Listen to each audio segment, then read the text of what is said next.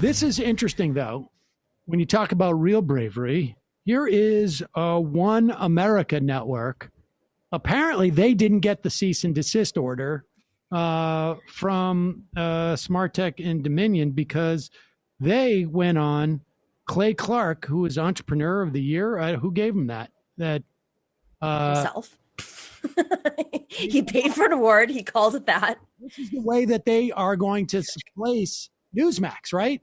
I mean, first it was Fox was in the pocket of the deep state. Then Newsmax stops talking about it, so they're in the pocket of the deep state, and then it's One American Network, still outside of the pocket of the deep state. America's John Hines has been following the possible paths that President Trump may have towards a second term. Now, he recently spoke with Clay Clark, winner of the Entrepreneur of the Year award, who's been in contact with Lin Wood to get more on the president's future. Take a look. You were speaking out, and you were speaking out about something that I think that a lot of Americans right now is on their minds, and it has to do with some of these electors which have voted for Mr. Biden to be president-elect. What seems to be going on, sir? Well, how I would look at the 2020 voting experience for the average American is this. We all went in and voted on using hardware. The hardware that we voted on was called Dominion, the Canadian-owned hardware company that tabulates your votes. It has Chinese parts on it. Step 2, the software, known as Smartmatic or Sequoia. That software was originally coded out by communist Venezuelans. Step 3, for added integrity, your votes were shipped to Frankfurt, Germany, where your votes were stored on Amazon servers. And then step 4, in Barcelona, Spain, the votes were somehow tabulated there. And there was a little feature on the software that allows people to switch votes. And so on our podcast, we've interviewed the founder of Overstock.com. We've had the head of eBay's fraud protection on our show. And we've had countless experts, and everybody has shown there's irrefutable proof of voter fraud. And so the question I would ask you, and I would ask the listeners out there, is what kind of people would want to allow outside countries and communists and people that don't love America to switch your votes, effectively killing your voice and your ability to vote? What kind of people would be in favor of that? And I like when he says parts are made in China. You know, a lot of products are made in China. Just Donald Trump's ties. Let's just start with this. Smart Tech was used in one location in the country for voting, and that was in a county in California. Right. Okay. And then everything else that person said from that moment on was a lie. The server in Germany and the counting in Spain, that's the thing.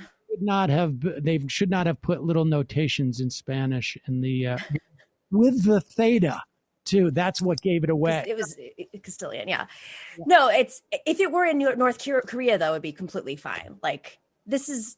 But what's amazing to me is that there's like a whole industry now of like that is, it's not, at one point it was just Alex Jones and people were just like Alex Jones, at least at that time, would signify like he's crazy and he's, it's sort of fun to watch and he's got these wild ideas.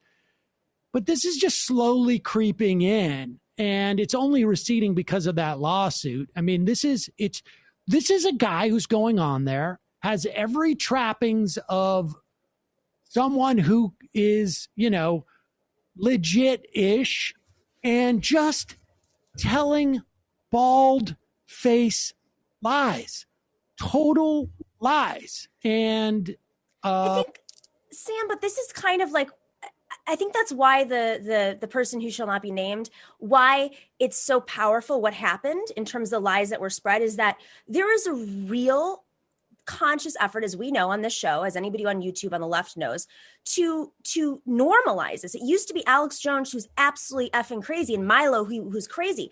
But now OWN is trying to pretend that they're a news network for the boomers who watch it, who unplug from Fox News because they don't trust it or whatever. And so it's becoming more and more normalized so that even on the left, it's okay now to just go on YouTube and straight up lie and go on Twitter and straight up lie, as long as it's formatted in a way that's acceptable for the audience. And it's just going to creep. It's just going to get worse and worse and become more normalized. in a way that like any sort of criticism we have of MSNBC goes out the door, because this is going to be our new norm on both sides. And I think that's something that like the tech companies have to crack down. I don't know how, I mean, I'm not saying like they deplatform or edit or anything like that. I'm just saying stop rewarding this shit. I think that, you know, this is, there will have to be some type of reform. I mean, I think it basically comes down to this, you know, there's a difference between like sort of deplatforming and demonetizing, right? Yeah. And this is the conversation you never really hear. It's like, okay, instead of deplatforming these people, pull the ads and say you can't, you know, and no links. Or adjust the algorithm. I mean, let's just be really honest. We're going to talk about it in our show today, and I tweeted about it, and people said, "Oh, identity politics." My audience is 87% male under the age of 44. And that I think is probably very similar to most of political YouTube, and it is way worse on the right wing's side. And that is because it feeds it. Like we all know this, that the algorithm feeds on itself.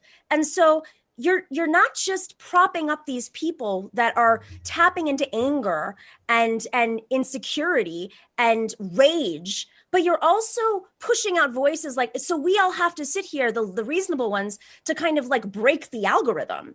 It's not just about the ads, which of course they shouldn't receive ads if they're flat out lying and they're conspiracy theorists and they're denying that like mass shootings happened. What's happening on the left, by the way, there are people who are monetized that way. It's that they're pushed to the top. Well, no. Well, I mean, I've talked in the past where I think if you, through antitrust, you can regulate how much data is collected by viewers, and that can cut into the efficacy of an algorithm. And also, but I do think that, you know, you start with demonetization, and you know, I mean, I just remember I came from a school of comedy where people were like, you know, to do, you know, we're not gonna, you know, we were very much, many of us were very much against like the idea of the industry that was existing. And I was like, well, I mean, if you're really against it, just go do regional theater. You can, like, you have the opportunity, right, to, you know, this is, you want to be on commercial television. It's going to be, they're going to sell soap in between. I mean, you're just there to sell the soap.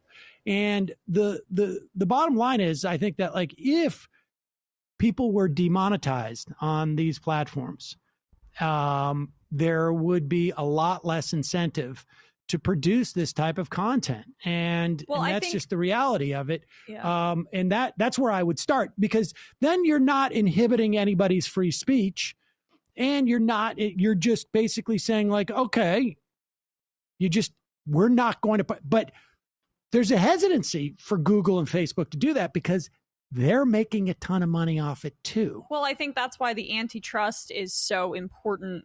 Like what the New York Attorney General is doing right now, and what some of the conversations have been about breaking up these big tech companies. But just going back to Nomi's point about the audience being disproportionately male, I mean, I want more women to engage in this online political culture, in my view, right? I think there are consequences for it being sort of an all-male echo chamber. And the person who we're talking about before, I think, you know, feeds into some sexist attitudes that are latent and not really picked up on by a lot of men. And it's not their fault, right? It's just some things that maybe you and I might notice, Nomi, about tones and the way certain politicians are attacked with vitriol and others aren't. And I think it also just feeds on itself too, where if you have this algorithm that's constantly recommending different creators and different progressive YouTubers or different right-wing YouTubers, where it's an echo chamber on both sides, then it doesn't let women into the space. That's right. And that's where the capitalism overlaps. I tweeted about this and I got like, people were like, you're using the Bernie bro thing. I'm like, I'm not using the Bernie bro thing. I am a woman on YouTube, and I'm a woman on YouTube who has a following like you do, Emma. And it is just, we just don't use the same rhetoric. And we're not propped by some capitalist, you know, company like MSNBC or whatever. So your videos aren't forced into your feed. I don't know about you, Emma, but when I open up my feed on YouTube, I tested this out yesterday. None of the suggested videos until like the 20th down is usually the Majority Report. None of them are anything I watch. I had Grace Kelly reenactments, of course, makeup tutorials. So it's beyond just like what's normally going to show up on our feed. I actually think there's something in the algorithm that is skewing towards, I mean, I don't watch any of these things. Why am I seeing this as a woman? And Yeah. I mean, I'd be curious to see what other women think. And that's why, I mean, Sam, I'm going to give you a compliment real quick. Sorry to say, to go on. He'll take. Yeah, I'll take it. You know, what you've been able to do in shifting Jimmy Dores of the world. I used the word. Sorry, it's like using Q. You can't see the word. In shifting libertarians over to the left, or certain, you know, bringing in audience members into more reasonable, you've also introduced that audience to us. And you know, I know my audience is very much reflective of the Majority Report audience. And on Friday, we have an entire conversation about, every Friday, sex and class, women and class. And now I know that that audience is learning about things that may not be in their feed. But we have to be really conscious of this stuff and have like a strategy when normally it would just. The hard part about having a strategy, I mean, I do know that, you know, YouTube was public about favoring institutional news sources over independent ones. And they made that decision. I can't remember if it was this year or last year. I can't even remember. The problem is that the algorithm is not transparent. I mean, at all. And so it's very difficult to figure out how to do that, how to, you know, sort of break through that. But yeah, this is a big problem that I think it's going to have to be attacked sideways, because, you know, there's a certain amount of like subjectivity as to who should be platformed, who should not be platformed, this and that. And, you know, that's a big reason why I'm not comfortable with being nationalized, because I certainly don't want the government involved in that. And I don't want corporations terribly involved in it either. But I think the only way to deal with it is corporations can make that determination, but they cannot function as public utilities, and that has to do with their size. And I don't know that there is an inherent value, particularly in the context of a society as it exists now, in having the one place where everybody goes to, right? I mean, so I would prefer 5 or 6 YouTubes, as it were, that are not as lucrative, that cannot be. And that's, you know, in the context of a capitalist society, by regulating out the ability to make profit in certain areas, confiscatory regulation, if you want to call it, whatever, antitrust, you will change behaviors in that way. And we do that already, right? Like you can't, there's certain things that you cannot incentivize by getting paid to do, or you know, there are certain things that are illegal, and we have environmental regulations. These are all regulations that are not necessarily there to inhibit profitability, but they're there to protect us and make these other activities ultimately less profitable. And so that's basically what it comes down to.